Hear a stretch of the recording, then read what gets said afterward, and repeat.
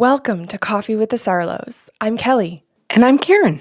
We are a mother-daughter duo of mediums, medical intuitives, psychics, and energy healers offering personal sessions to clients all over the world. And this is our podcast.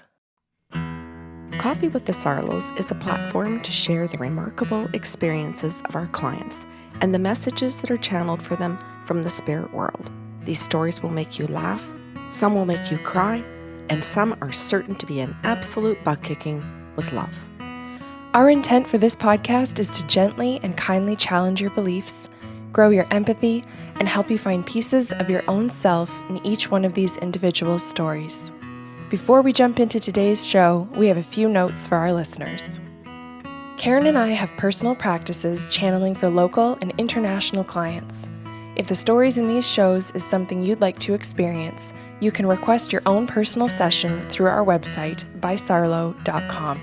We also have gift certificates available if you wish to gift this experience to someone anywhere in the world. We have a second podcast series called Sips of Sanity. This series is your emotional and intuitive intelligence toolkit. We pick one topic every month and provide you with healthy tools for critical thinking and communication. This series airs the first week of every month. The first show is free and can be found on our website, your favorite podcast platform, or YouTube. The full series can be found on patreon.com/bysarlo. Patreon is our membership portal with a ton of monthly benefits for those of you seeking to grow your emotional and intuitive intelligence. Karen has a personal blog that explores the beauty and importance of intuitive gifts. There's a question and answer segment that addresses listeners' questions. As we mentioned, you can find the complete Sips of Sanity series here, along with handy habit trackers and great reflective questions to help you get the most from the shows. We provide you with guided journeys and music to enrich that experience, and we're running an emotionally intelligent, interactive book club. And for patrons in our top tier, each month we're putting your names into a draw for a free half-hour channeling session with Karen or myself. If you're interested in joining us, head over to patreon.com/bysarlo. Now, on to the show.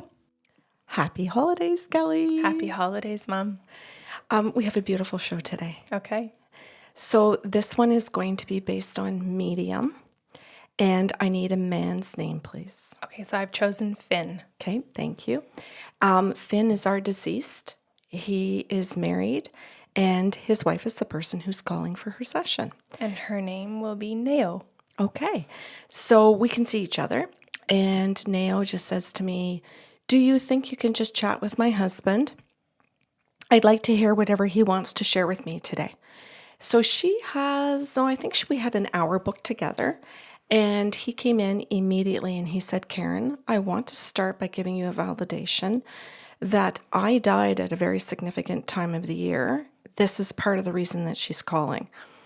He says, "I died just around midnight, Christmas Eve. And my process of death was the day before Christmas and through that evening."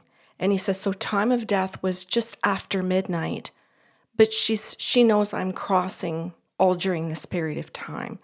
So she sees that whole 2 days in particular as my death. And I said, "Okay, does that mean that you were going in and out?" And he goes, "Yes." He goes, "I was." And he says, "I was losing consciousness and coming back and forth." And he says on a couple of occasions, they said, "Oh, this is it. This is his last breath." And she went up and down in a roller coaster with me. So he said, this is a particular time where she catches her breath. Yeah. Yeah. And I said, "Okay." I said, "What do you want me to do with that?" He goes, "I just want you to say it that way, because she'll just know it's me. You're describing what we went through together, the last thing we went through together. And she's focusing on that over the years, over and over again." So I said, "Fine." So I did. I went right through and I said, "Neo, this is how your husband's introducing himself." And she said, "Yeah, that's correct, Karen." She goes, "Why does he want to talk about that?"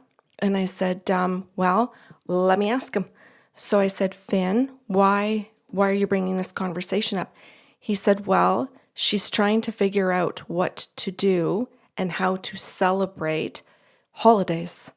And in particular, because we're coming up to Christmas, it's facing her yet again.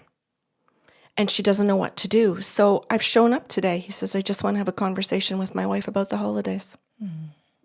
He said, Karen, are you game for that? Because I am not here to tell Nao what to do. We didn't have a marriage like that from the beginning anyway. He said, we chatted and discussed things, and she is capable of making her own decisions. So she's not checking in with me to say I can't move on until my dead husband talks. My dead husband tells me what to do. Yeah, okay. That's a really good distinction because quite a few of our clients do feel that way. Yes, they do. He says, we never had a relationship like that from the very beginning. And I'm repeating that because I think that was important as well. We're just here today to have a conversation. That's all she's looking for. And he says, so I'd like to have one of those conversations yet again with my wife. So I said, yes, I'm up for it. So I told Nao that, and I said what his intention was, and she said I would love it. So he began by saying, well, Nao, if we go back to what we started with in our marriage, what did we focus on? What did we say all of our goals were going to be based around? And her eyes lit up, and she says, Karen, she's happy to she's tell happy, me. but the client or the listeners don't know why she's happy yet. I'm going to interject here. You're likely speaking the way he spoke at this point, and you aren't just delivering the message. You're actually asking her the question the way he would ask the question. Yes. So she feels like she is directly in conversation with him. Yes, Kelly. Thank you so much for describing that and explaining that to people, because you can see the light in her eyes come on because she knows that she's talking to him. And she gets it that she has this ability now to have this conversation one-on-one, and I feel like I disappear. I feel like my visual is there for her, but she's literally talking to her husband. Which is what a good channeler does. They disappear. Hopefully. So he says to her, so sweetie, what is it? What is it that we focused on? What did we always come back to in our conversations? Whenever we were just sidetracked into something or we just couldn't seem to get on the same page, what did we do together? And she went, well, first of all, and she goes, are you pulling your ear on purpose right now? Karen, are you pulling your ear on purpose? And I went, oh, I didn't notice I was pulling my ear. And she went, well, when the kids were small, he would pull his ear, meaning, I need to talk to you. Aww. Like, I'm having a meltdown. We're not agreeing. I want the kids to see a disagreement, but I got to be able to let you know that I don't feel secure right now. And so she would then go, oh, and shift instantly that he was giving her a cue. I need you. I need to be on the same page. I'm struggling. Can we talk about this later? And they knew that they had this ability to, we'll get through this right now together then. We're a team now. We're not against each other. And afterwards, we'll talk about all of that. Well, okay, and the part that you did not say is also that the pause is not being pulled as a power move. No. He's tugging his ear to say, I need the pause, not because I feel like you're winning, but because I don't know how to be in the conversation healthily. You got it. Or to keep my wits about me kind of thing. Yeah, absolutely. So then her response, or she got excited because she started to explain to me that this pulling and tugging on the ear was this cue. And seriously, Kelly, as you well know, you just got to go with it because I can't stand there and go, oh, yeah, I'm so good. Because you just don't even know you are when you're channeling. You're just doing and behaving the way they do. So then she replies, she answers. So she starts talking. She goes back into, she's talking to her husband and she says, love. She says, and demonstrations of love, hope. She goes, I know this. She goes, I can tell you this, the back of my hand. She says, those are the things that we always went to, that we had hope if we were on the same page and we had each other. And if we remembered that it was all about love, and then after that, that it was demonstrations of love. And I went, it's pretty amazing. I said, so did you work at that a long time? And she goes, oh no, it's not my time to talk to you now. I'm talking to my husband. Get out of the way, Karen. That's beautiful. Yeah, totally. So then he goes, okay, Nao, what else did we do? He goes, you're just forgetting things. He goes, hon, what did we do when we sat down together then? And she goes, oh, yes. So we would sit down and we would say things to each other like, well, do you really even want to do this? Well, and you and I know what this is in a different way. But this was their conversation. Do we really want to do it? Do you? Like, you have to really check deep within. Is this something that you desire? Do you have enough time for this? Do we have the money for it, honey? So each Christmas, they would sit down and look at different things. And they would ask each other these questions. Yes, we have the money, but the money is needed to fix the furnace. Or the money is needed for this. So we have it. So are we going to actually buy Christmas presents and do something and spend money? Or are we going to say, no, this is a priority, and Christmas will be activities this year? So then they would say to the kids, okay, this Christmas is activities. This Christmas is gifts. This Christmas is baking and cooking or whatever it was, but it wasn't always everything. Mm-hmm. It wasn't always over the top. Just over the top, the whole 9 yards of every single thing, right? Mm-hmm. So they decide that they don't have to keep upping it, so that eventually it has to be like a big vacation, and that the response has to be dramatic all the time. Mm-hmm. Oh, I can't believe you're doing this. They stay away from stuff like that. And what they choose is, we're going to do different things in different years, and those are going to be the focus. And sometimes you might have a couple, but typically they try and stay away from doing the whole thing. So he says to her, go back to those questions. Go back to that and ask yourself those things.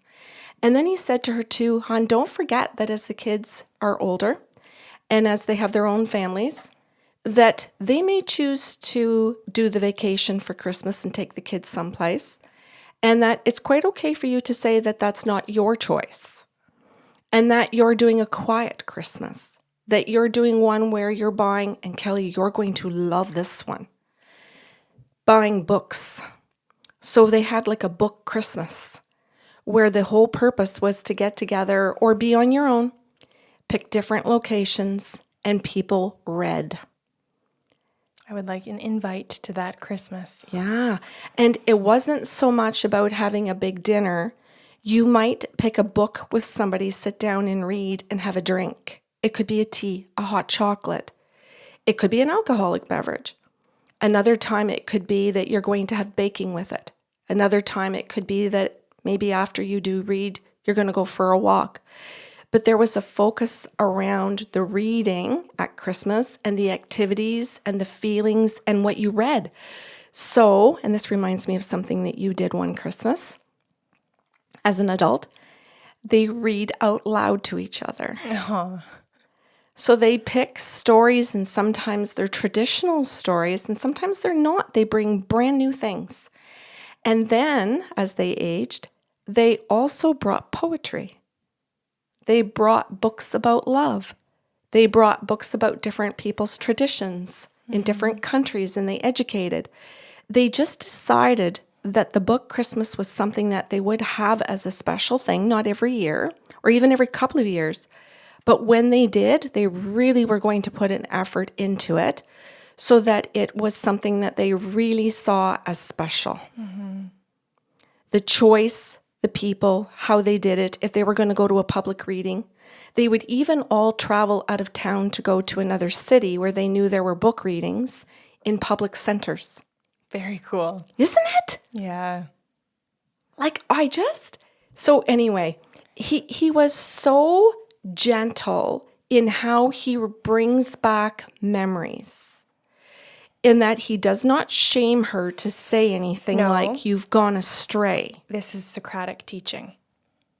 Continue. The Socratic method is to ask questions. Oh, I love it. So that they can come to their own answers. Oh, beautiful, Kelly. Thank you. Mm-hmm. So he continues. He continues through the entire session, and I go back and forth. So I'm literally him, and I'm just asking her these questions. And I have to tell you something.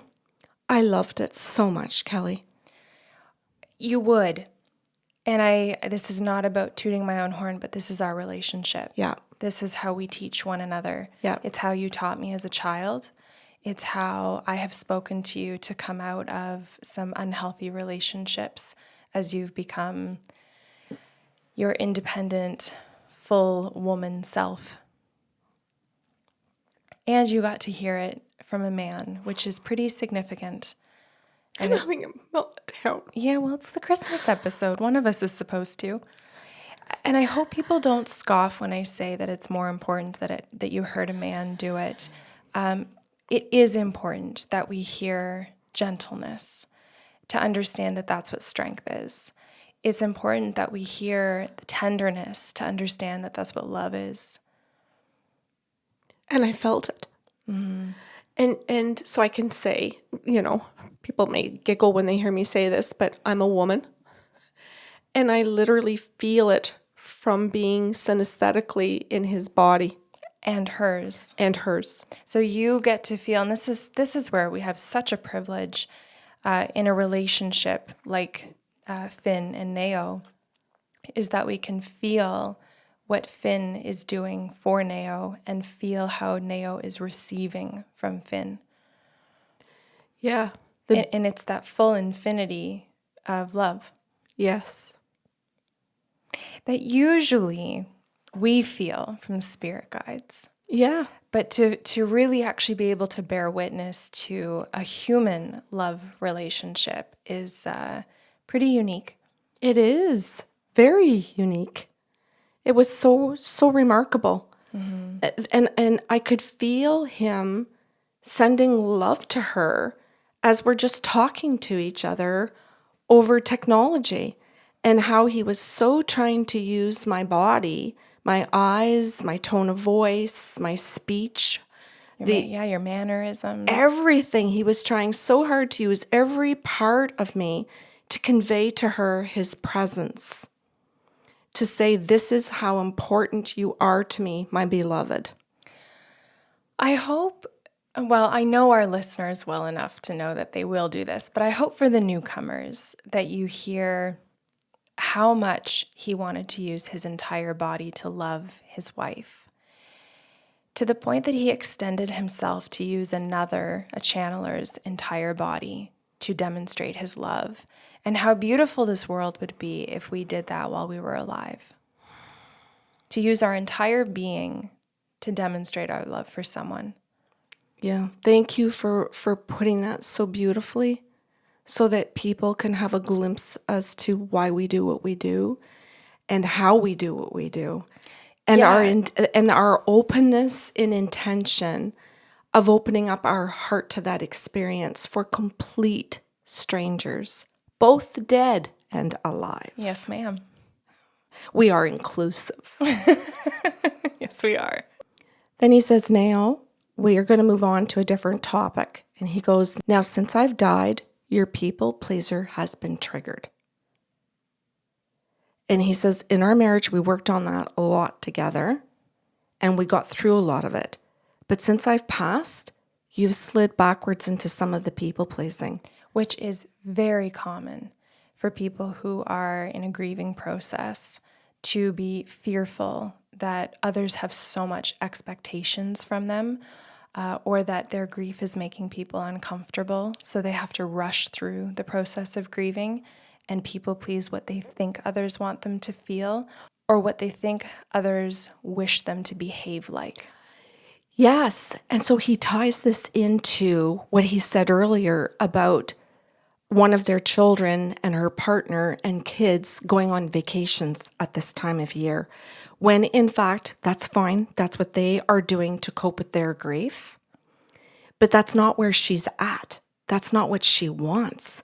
But she keeps thinking, I have to do this because they're upset. They're my children. I should be with them. He's not here. Mm-hmm. So she's trying to make up and say, oh, well, I better go. They can't be without both parents. Mm-hmm. And so he confronts this part of her, of this people pleaser, and says, sweetie, you don't need to do that. That's not what they want deep down, and it's not what you want. You need to use your words again. You need to be able to come out and speak this to them and say what it is you need and what kind of Christmas you're picking. And if they say they're picking a different kind of Christmas, that's okay. They can. And if you choose books and they choose travel, you can have both. They can go travel and you can do books. You could read to them on Zoom. Yes. So he's offering these gentle suggestions about how to problem solve some of it, but he knows she's going to do it all on her own. He just says, hey, this is what we do. We sit down and we think. We look at all of the choices. We don't rush, and you've been rushing. You're not taking your time. So he says, go back, take your time. Think, make your choice, then communicate it. This is a classic Karen Mitchell moment. Sit down, have a cup of tea and think. Oh, it is. And make a plan. Yeah, thank you. Oh my God, I'm so happy you brought Karen Mitchell into this. Oh, so for anybody who's new to our show, Karen Mitchell is one of our best friends who passed away. And I'm so very grateful that you brought her into our Christmas show. Well, how could I not? Christmas was her season. Yeah. And Karen was a teacher of special ed children and a principal. And a Socratic method teacher at that. And a lover of books. She was an author. Yeah. Oh my God, how could we not know all of that? Oh, Kelly, that's absolutely beautiful. Thank you for tying all of that in. I'm thrilled for Neo and Finn. Me too. And I don't mean necessarily that you're wrapping up the show. I just, at this point in the story, I'm very thrilled for them. Yeah. They get to love each other again.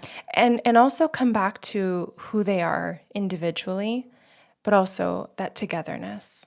Yeah, I love how Finn gently reminds her of her growth. I love how he gently reminds her of who she is in the couple and what she, as you said, what she individually learned about herself.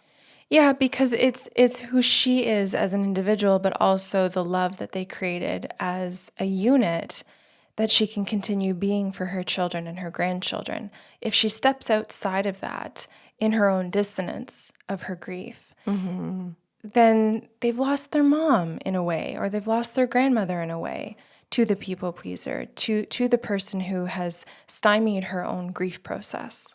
Yeah. And here he is just saying, no, you made a left, we're taking a right, and we're going back to love. Yeah, and how beautifully he says every single thing to her, right, Kelly? Yeah. Like, not once in any of this is he berating, is he verbally abusing, is he shaming. Like, not once. Everything is done from this whole space of love. Yeah, which is us. Not you, not I, us. Yeah, that's right. It's a beautiful story, I think, to share on Christmas Day. I heavily agree. And you know what, Kelly? I loved all of the different ideas of how you spend different types of Christmases. Oh, yeah, I'm taking note. Instead, and just the different traditions, instead of thinking that you have to do the same one every year. Beautiful. Thank you for today's show. Oh my God, my pleasure, Kelly. Happy holidays, everyone. Thanks for listening to Coffee with the Sarlos. If you enjoyed the show today, help spread the love with a like, share, or review of the podcast. See you next Saturday with a brand new episode.